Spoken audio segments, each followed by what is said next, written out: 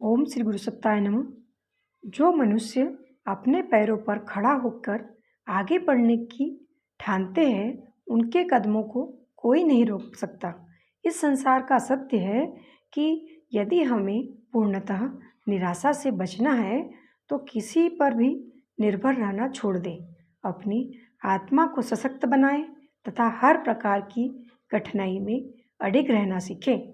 जो ऐसा कर सका, उसे ही जीवन के सदुपयोग का अवसर मिलता है। उसकी आत्मा सदा प्रसन्न अनुभव करती है तथा उसे किसी प्रकार का शोक नहीं हो पाता। जब तक हम दूसरों पर अवलंबित हैं, हमारी चेतना पूर्णतः स्वतंत्र नहीं तथा हम अपने दैवी अभियान हेतु तत्पर नहीं, तब तक हमारा जीवन अपने उत्कर्ष की प्राप्ति नहीं कर सकता। हमें चाहिए कि हर प्रकार के पीड़ा अवरोधों से परे अपने पथ का अनुसरण करें।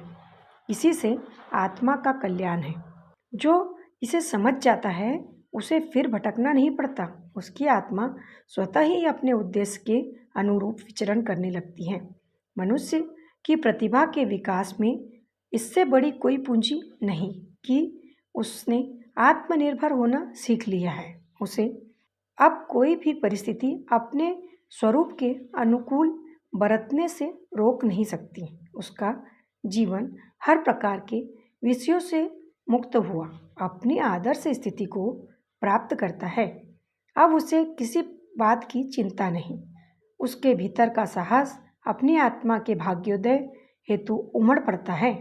जब तक मनुष्य इस संसार के ही जंजाल में फंसा रहेगा, उसे वास्तविक जीवन पथ दृष्टिगोचर न हो सकेगा।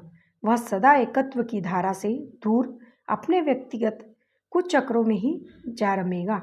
उसकी आत्मा कभी उस सौभाग्य के दर्शन नहीं कर सकेगी जिसे चरितार्थ करने हम इस धरती पर आए हैं। यदि हम जागरूक हो सके तो समझ पाएंगे कि जीवन का सदुपयोग तभी संभव है जब हम उसे आत्मा के दृष्टिकोण से स्वीकार करें। उसकी सभी समस्याओं को एकमात्र भीतर के प्रकाश द्वारा सुलझाने का प्रयास करें। जब आप ऐसा करने लगेंगे तो आपकी आत्मा बंधनों से मुक्त हो अपने उज्जवल दिशा क्रम को प्राप्त करेगी। यही अकेले चलने का अर्थ है। पंडित श्री राम शर्मा आचार्य। धन्यवाद।